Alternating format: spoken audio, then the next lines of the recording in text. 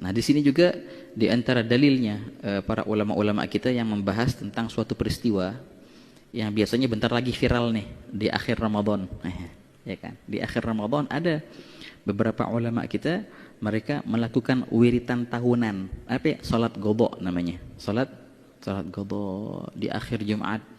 Habis salat Jumat mereka bareng-bareng melaksanakan salat qadha 5 waktu, mulai dari zuhur, asar, maghrib, isya, subuh.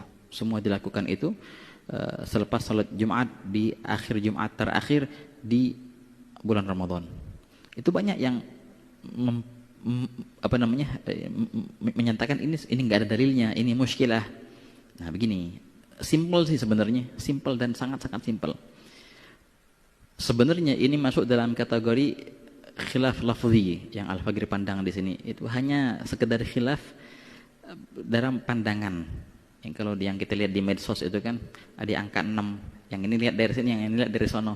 Ini bilang 6, yang mana bilang 9, padahal benar semua. Itu kalau dalam bahasa fikihnya khilaf lafzi. Semua sepakat bahwasanya nggak boleh kita melaksanakan qadha itu dalam rangka mengqadha salat yang pernah kita tinggalkan dalam setahun. Itu nggak ada yang bilang kayak gitu, siapapun. Hatta bukan ulama, orang awam, orang-orang biasa pun bakal keanehan kalau bilang segitu. Enak dong gitu, bisa membayar qadha dalam setahun.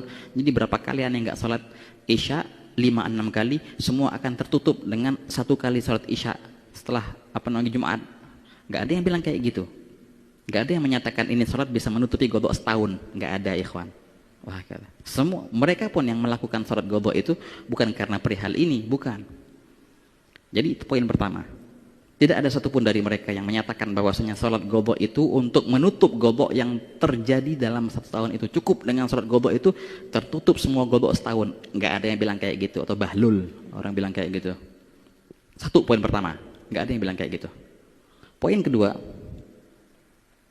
semua juga sepakat bahwasanya diperkenankan kalau seandainya ente punya qadha, maka wajib ente mengqadha salat-salat yang engkau tinggalkan. Ya tergantung berapa kali ninggalin, ya begitu sekian kali lah engkau harus qadha. Berapa kali ninggalin isya? 5 kali, berarti 5 kali isyanya. 10 kali isyanya, enggak cukup 1 kali.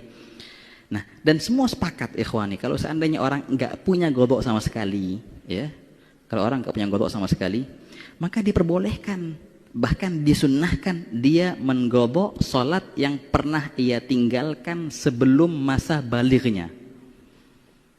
Ente balik umur berapa? 10 tahun contohnya. Oke, sebelum 10 tahun ente ngapain? Pernah nggak sholat? Pernah. Pas umur kita 7 tahun. Pas umur kita 6 tahun. Nah, itu masa-masa itu disunahkan kita mengqadhanya. Hukumnya sunnah. Jadi kita kalau seandainya orang ini Masya Allah nggak pernah tinggal sholat sama sekali, nggak pernah bolong sholat-sholatnya, tetap aja dia disunahkan untuk mengqadha. Mengqadha apaan? Qadha sholat yang pernah ia tinggalkan di masa kecilnya. Setelah tamyiz dan sebelum baligh, itu waktu disunahkan untuk diqadha, ya ikhwan. Ini poin kedua, ini juga sepakat antara ulama. Wahakadha. Jelas ikhwan. Poin kedua sepakat. Jadi yang mau mengqadha salat silahkan, dan itu bagus.